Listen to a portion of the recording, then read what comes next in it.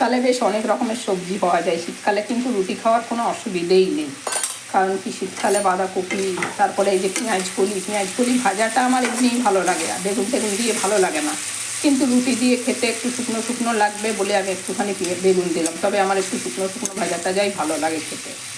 কিন্তু এখন আমার সুবিধে দেখলে তো হবে না, সবারই সুবিধাটা দেখতে হবে। আমি শুকনো ভালোবাসি বলে কি সবাই বাড়ির খাবে তা নয়, তো সেই জন্য একটু বেগুন দিয়ে দিলাম। আর জিনিসটাও একটু বাড়বে, এখন অনেক দামও তো নতুন নতুন, আর নতুন নতুন সত্যি কথা খেতে ভালো লাগে। আর অনেক দিন পুরনো হয়ে গেলে তখন একটু শক্ত শক্ত হয়ে গেলে আর ভালোও লাগে না।